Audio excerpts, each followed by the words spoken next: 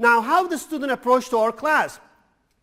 The student's approach to learnings is basically, it is based on their perceived value. If they think your subject is really valuable, then in this case they will follow the deep learning approach. If they think that your subject is not really valuable, they will follow the surface learning approach. So the surface learning is actually the deep and surface learning are two important concepts in pedagogy. And surface learning is that when you look at a particular subject as an isolated fact and you just want to learn and without understanding the connection with others. The deep learning is that when you try to get the new information linked to the existing one and to get into the deep understanding of the subject, that's what we call the deep learning, deep approach in this case. And you can see here the student's approach to the teaching can actually vary based on whether they follow the deep approach or they follow the surface approach. So if they follow the deep approach, they will focus on the meaning of what you're teaching. If they follow the surface, they will only focus on the sign and the notes, and they will ask this question: is this going to be on an exam? Are you going to discuss this one in an exam? And if they know, then they're going to pay attention. Otherwise, they don't care, because their objective is not to learn the subject. Their objective is to learn what will be on exam, to do well on exam and forget it. What I say is basically surface learning is to get to forget it, which means to get until the exam and forget after that. Deep learning is that you actually get to the heart and it can stay for you forever. So again, you can see their approach in terms of the difference between the two approaches in terms of their approach to the learning. Now, it is our fault as well if students are not interested in subject, because the way that we teach can actually push students toward the surface learning. Because if you know, this is a famous Bloom's taxonomy. According to Bloom's taxonomy, if our teaching approach focuses on memorization, then in this case, basically the cup is largely empty. You don't expect that students gonna really feel satisfied with drinking from your cup. So therefore, the suggestion is that if you want to really provide the cup with the full knowledge that can satisfy the student, that we need to move from remembering to the understanding, to applying, and to analyzing, evaluating, and creativity. So in a sense that basically the teaching approach that we do, if let's say you're asking on a multiple choice question in an exam, you're forcing students to memorize the formula and rather than to understand it. So you are making them to just remember something, to focus, to stay on this level. But let's say you ask certain question requires them to analyze the real life case based on the information you provide. Now you actually have to make sure the student understands, they can apply, and they can analyze the real life situation, and that's in this case, if the assessment is done based on that one, student will have no options to really make sure that they go beyond the remembering. Now, the other thing is the learning theories. The learning theory is about how the mind really works. Those are essentially four learning theories. Is telling us how the mind learns subject. The first one is the behaviorism. The behaviorism will say that people look at each other and they just imitate each other. Now, for this one, the most important part is to be a role model. So basically means that you can use the stick or carrot to just control their behavior. Now, is this true? It could be true to a certain level, like what, let's say, if students are not punctual, then if you want to change this behavior, you can for sure use a certain stick or carrot to change the behavior. So the behaviorism will say that, no, this is human. If you want to deal with them, if you want to change certain behavior, so this is how you can deal with them. But you cannot do everything through behaviorism. The cognitive learning theory will say that the mind understands the subject in a particular way. How? It will say that basically cognitively that you need to make sure that the subjects are provided in connected manner, are provided with certain steps that you follow that one, and then you can actually build the new knowledge based on the existing one. So you need to know how the mind understands to provide the knowledge to the mind. The constructivism, the social learning theory will say that humans are actually learning through the social interaction. So basically we have almost 1 hour left, so I want to spend maybe 15-20 minutes on to just wrap up the second part as well, and then want to move to the third part, because I think that's very important for everyone, because we want to know what is a takeaway. That's, you know, let's say the semester is starting, and we want to see what are the things that we can apply directly. So, and therefore I want to give some examples in terms of what I have done it, and then to see whether those could be relevant or interesting to you to apply in your teaching as well. So if we briefly remember what we discussed since the morning, our argument is that basically effective teaching and deep learning involves in triple H, that's heart, head, and hand. And in this case, we argue that when everyone mentioned motivation, we argue that motivation is about heart. We need to really first to understand the importance of heart in learning, and make sure that we do some activity to address the heart first and foremost. And then we discuss the head part. So, and that's what we left off. So basically, the head part will say that we need to know how the mind works, how the mind understands. Now, normally, if you want to be teacher, until you get certain pedagogical education, you are not allowed to be teacher. So, but ironically and interestingly, you can be teacher, effectively professors, without having any pedagogical knowledge at all. That's really weird. So in a sense that if we are engaging in teaching, being an expert in your field does not necessarily mean that you're a good teacher.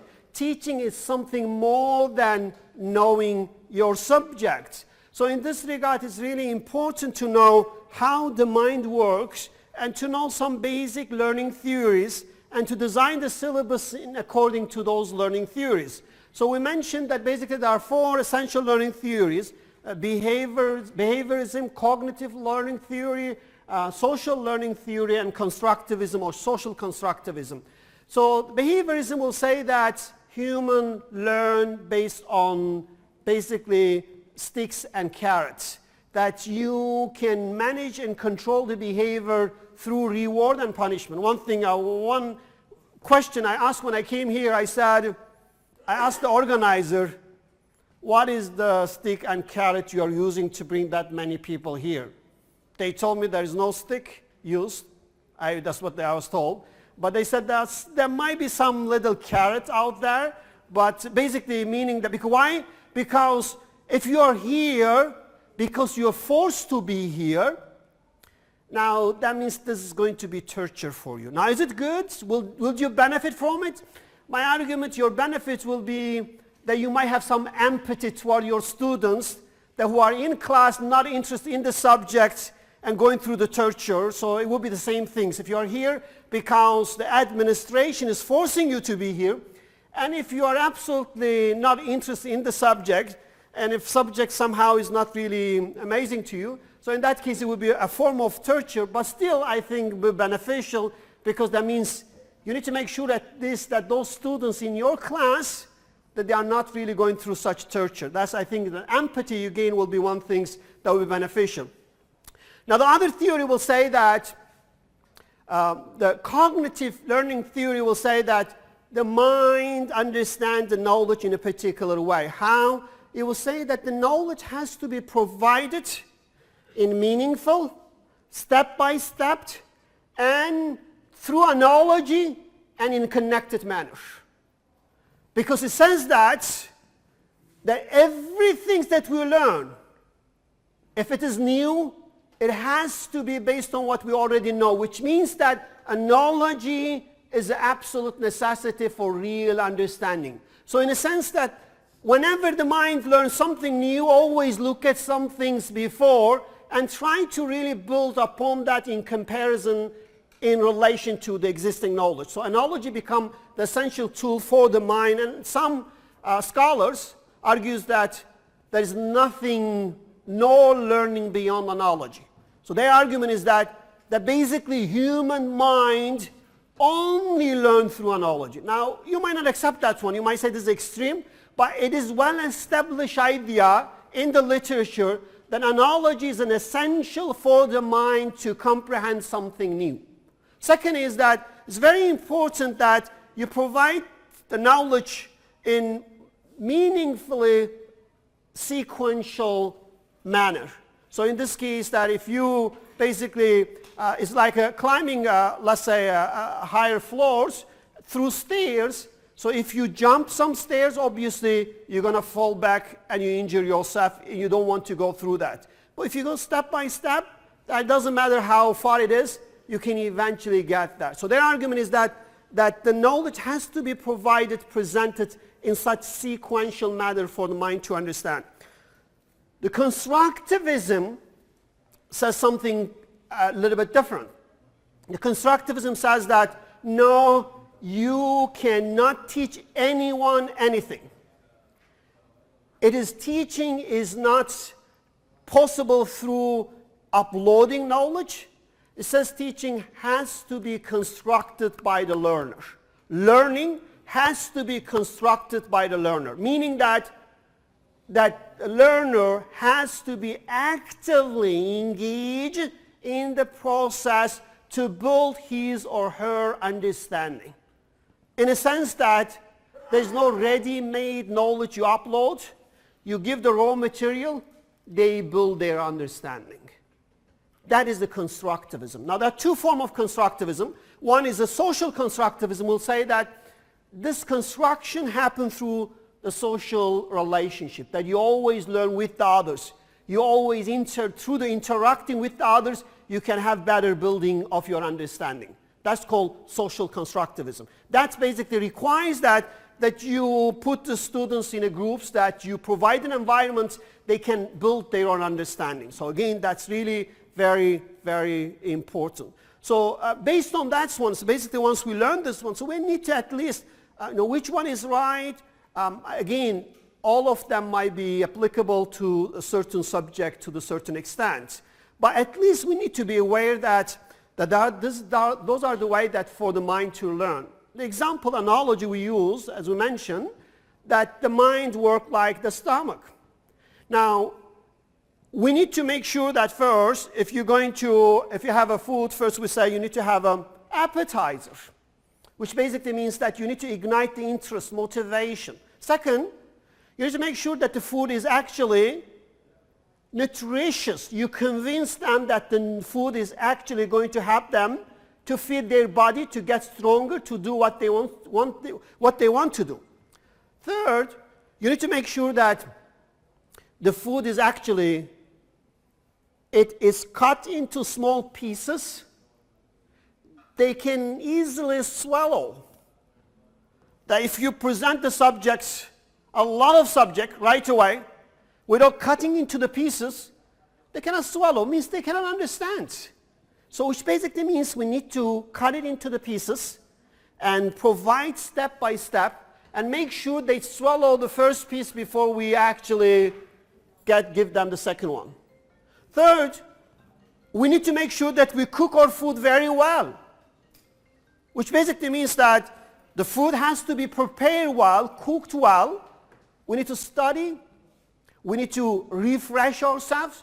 Remember, if the food is old food, we don't like it. We like to have a fresh food. Similarly, for knowledge, we go to class, we need to make sure that we prepare for the subject.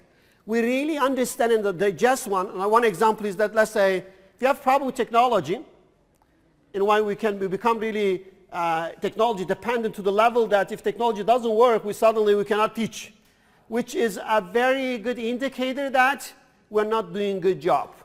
Imagine technology doesn't work at all, slide is gone.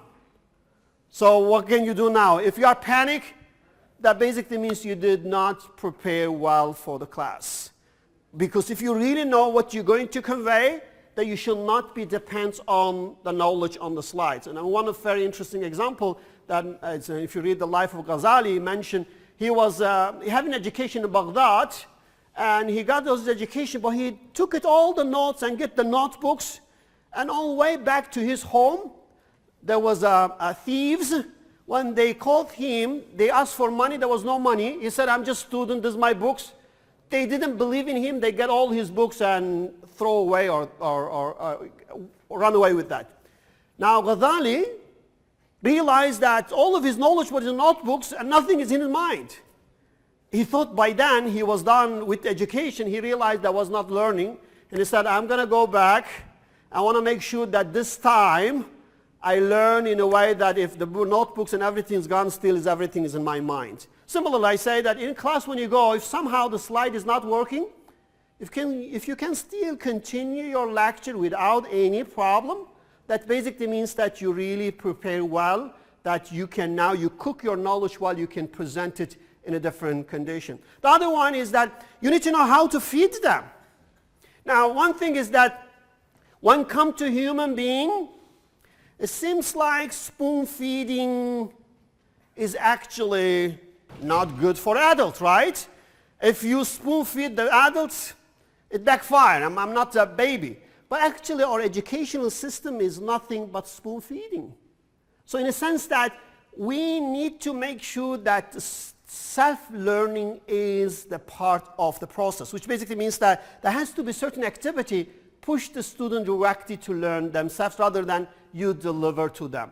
Furthermore, when it comes to the feeding, can you feed the body through the nose? Yes or no? Yes, of course you can feed it, right? There's a feeding tube.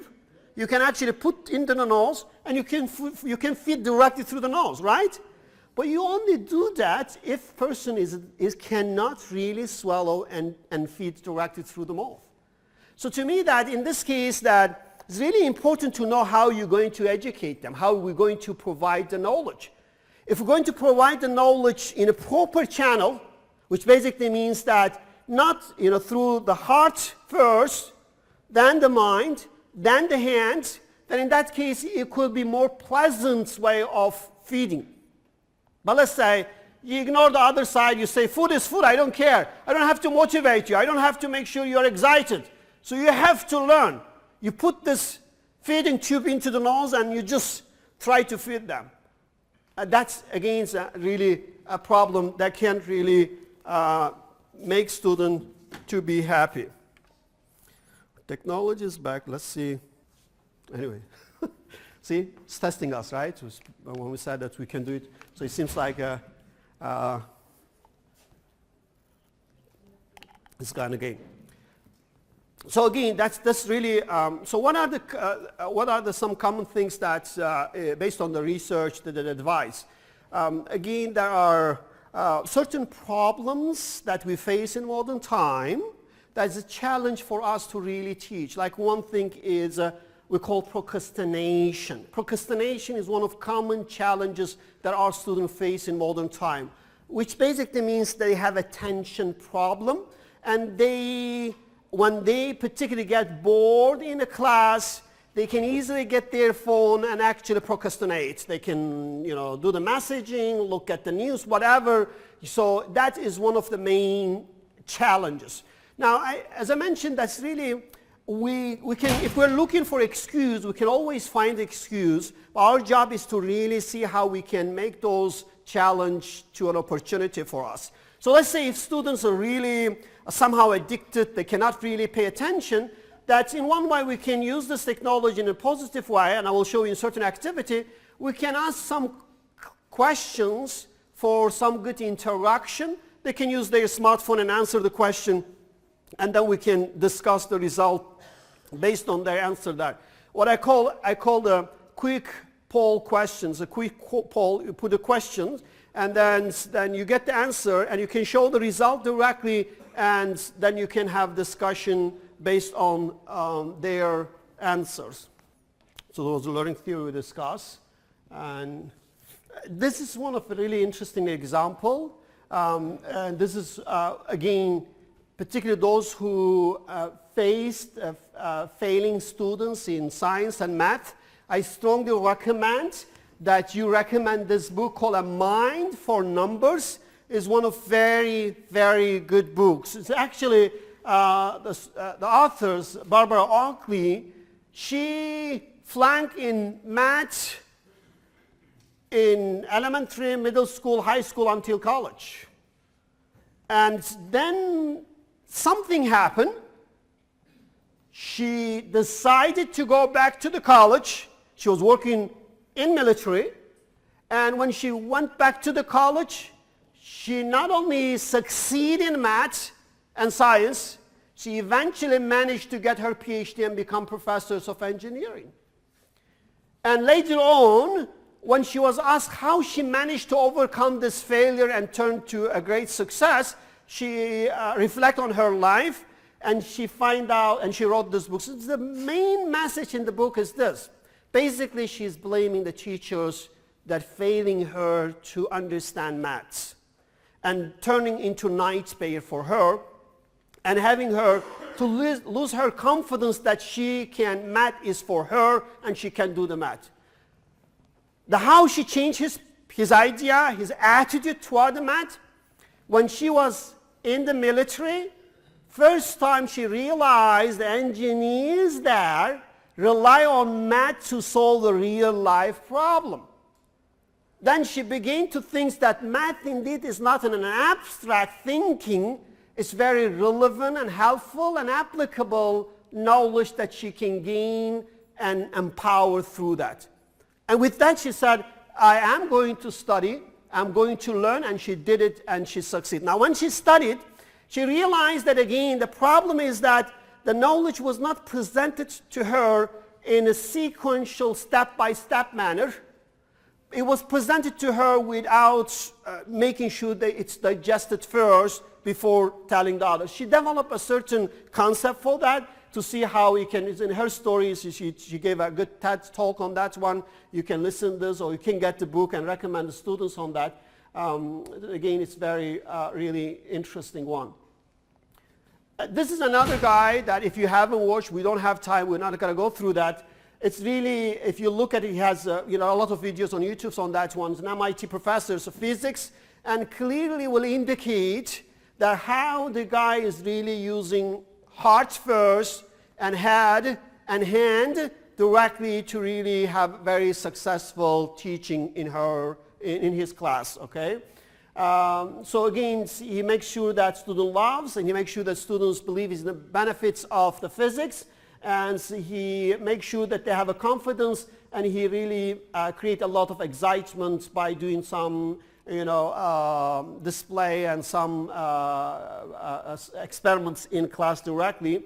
And he simplified the subject. He used analogy a lot in his teaching, and he does demonstration as well and has hands-on activities.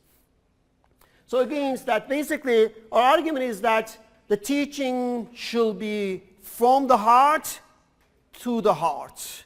And the teaching in this case basically should recognize that the mind gained the knowledge in a particular way, therefore it should be presented in a digestible manner. And eventually, as a teacher, we need to recognize that human is different. They have a free will. If they don't want, you can't force them to learn. So therefore, we have to really make sure that we open up their hearts. So again, this is some learning theories on that one. But those are the challenges. As I mentioned, procrastination is one of the main challenges. In the book that I mentioned, there's a very good discussion of how you can overcome procrastination and have students to overcome that as well. While talking this, I can even see in the class that some people are actually procrastinating, okay? But this is very common problem, and we really need to see how we do that. And one thing is about procrastination, this is a bad habit. And there are a lot of studies on how we build habits, and there's one book called The Power of Habit. It's actually a powerful tool if we use it in a positive way, but we need to know how to change the bad habits to turn into the good habits. So again, there's a certain way that how people get into procrastination, and if we understand that one, we can really help to overcome it as well. Again, there's some recommendation on that one. The other thing is that this is the guy, Daniel Kahneman. He actually behavioral economist. He got Nobel Prize in behavioral economics, but he studied a lot in terms of how the mind works. And in this case, he came up with the concept of system 1 and system 2, that basically he argues that you need to be aware that the mind is not always working in the same way, that in this case you need to make sure that which system is in play and which system you need to ignite for the learning particular subject. So again, they discuss a lot on that one, and there is a whole discussion that which system could be better for each one. Again, there are some videos, but we're not going to really spend time because we don't have that much time. So again, we mentioned the preparation is important, cooking the food, and then we mentioned analogy. So it's very important that we use analogy for the subject we teach, and we use the right analogy. We do not mix apple and oranges when we teach the subjects. Again, there's an example of analogy. So simplifying for speedy learning is very, very essential. And actually, it's one thing they use it, they say, explain to me as if I am 5 years old. So simplifying is, in reality, when you really look at it, it's established principle in science. If there are two ways, they both can explain the same phenomena, the simpler way is more likely to be true, which basically means that you shall never choose simplicity over complexity if the simplicity is good enough for your objective. So, and that should be same for the teaching as well. And this is well known from Richard Feynman. He was a Nobel laureate in physics, but he was also a great teacher, and it's known as a Feynman technique. So basically, Feynman techniques will say that you need to use analogy, and you need to pinpoint the knowledge gap, whatever the subject you're covering, and then you need to make sure that the concept or the subject is simplified, that they can understand, irrelevant of how difficult it is. Like, he was the guy that teaching quantum physics or quantum mechanics. That's extremely complicated subject, but he argues that you can teach any subjects you want if you really follow a certain approach. And this is a diagram we use in the total utility, marginal utility in economics. You can see here that this is the marginal, is additional learning. So when the marginal gets to below 0, it's actually the total learning will go down. So you need to you need to look at the marginal. The other thing is that from the Barbara Oakley's books, she mentioned how to chunk knowledge. She used this concept of puzzles. She argues that you need to show the entire puzzle first, that the picture in the puzzle helps you to put the piece together. Similarly, you need to first give the clear overview of the subjects, then students should know how they can put the piece together to get their holistic understanding. So therefore, she called this one chunking information, means that to connect information in a way that they can really understand and it can stay with them. Active learning, we mentioned already, is very important for the self-learning particularly. Team working is also essential. And again, those are some tips, but we're going to move to,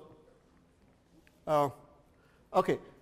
So again, basically what we have done so far, we discuss the heart first and the head. And basically our argument is that when it comes to human being, the effective teaching has to start with the heart and has to consider the head or the mind, and the knowledge should be presented accordingly. Now, the third part is the hands. How are we going to do that? What are the practical activities that we can do that? Now, I will show it to you first, 2-3 messages from students that basically that I consider the real reward of teaching. Now, I don't get such message from everyone, but for sure, every semester, I get some messages like this from some students or several students. And that I see this one as a clear sign of success in teaching. Now I want to share with you the message directly that basically is not for hopefully ego boosting, it's just telling you that really what I do in class and how it works. I want you to pay attention to the phrase from the student to see how this Triple H model actually works and which one is really helpful for the student. This is again, one is in December 27th, it's just fall semester, and then the fall semester I get from one of MBA student. So you can see here the highlighted part. It says that I also believe that a good teacher is that who delivers the meaning, but the best one is that who inspires his student to reach and unleash their full potential to its best by making that not settle for less and always aspiring into doing more. Okay, so you can see that it's basically they are really what they are asking. Honestly, you have done far more than that. I'm not the same before taking economics. I wish that I can describe how my perception has changed in comparison with our first lecture. It's remarkable since my mind now automatically analyzes everything and even those around me were affected.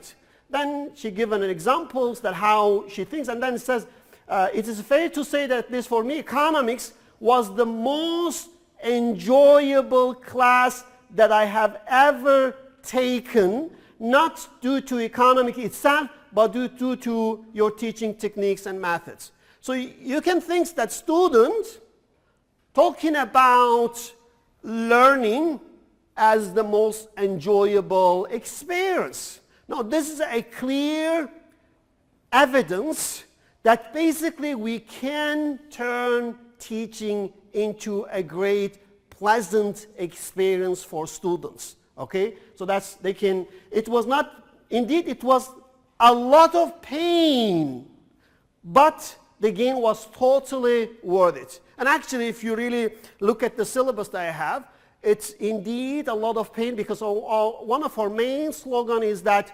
no pain, no gain. And our argument is that the more pain you have, the more gain you will have it. And therefore we require many assignments, many works, and they really feel the pain. And I'll give you one example that I think in a summer micro class I had it.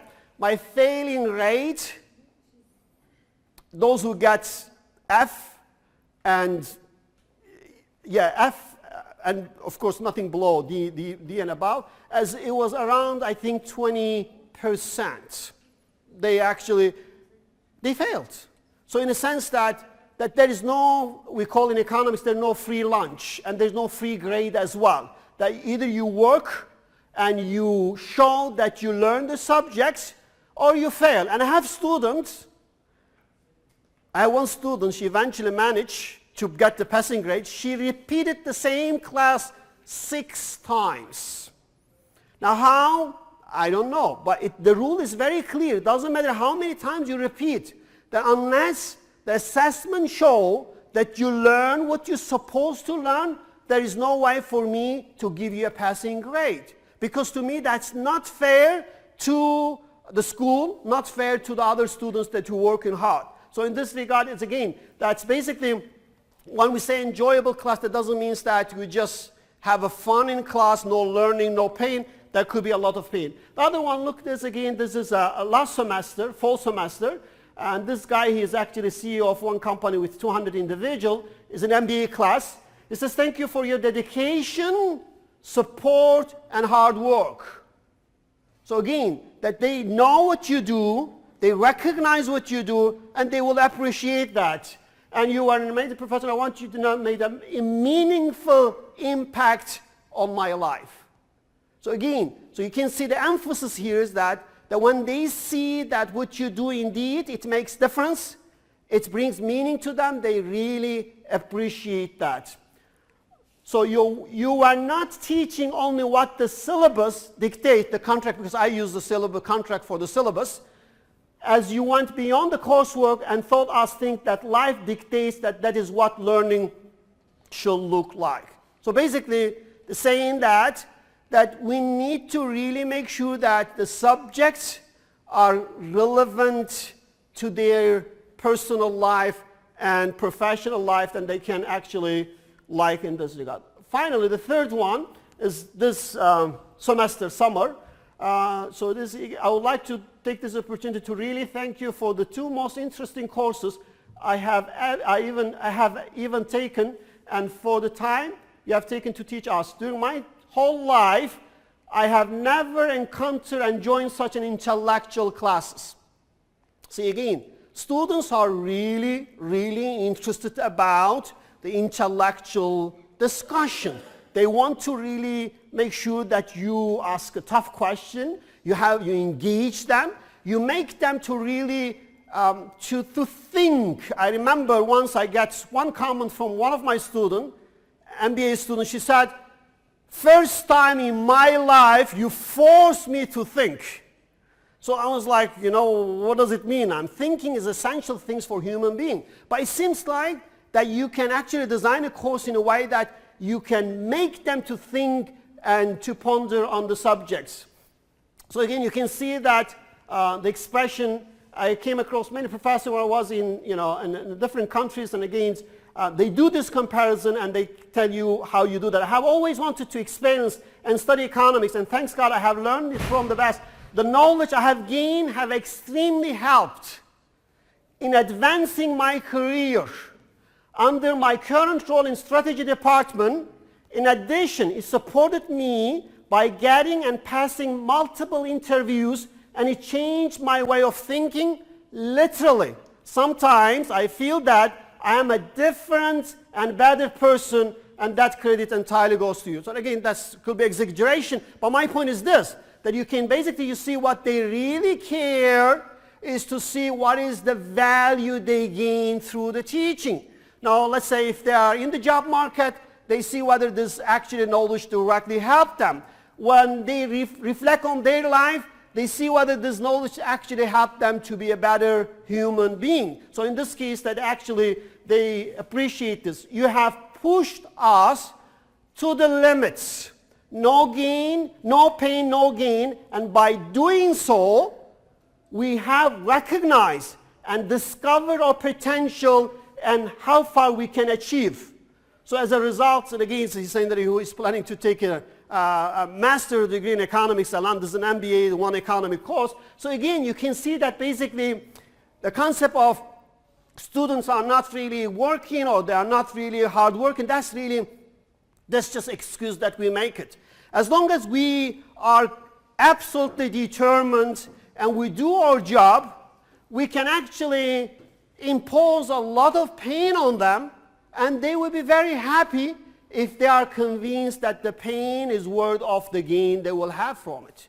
So therefore, it's not like, again, as I mentioned, those are private school students. They pay, our MBA program is 200,000 riyal they pay for MBA. And some, when they come, like, I pay money, I'm going to get a diploma. And I say, no way, you pay money, but this is not for sale. So you have to do what you're supposed to do. If you don't, then you cannot get a degree. So in a sense that basically if you set the standards high, and if you do not give up from your principle, they will absolutely adopt to your principles, and they have to change their way to the learning.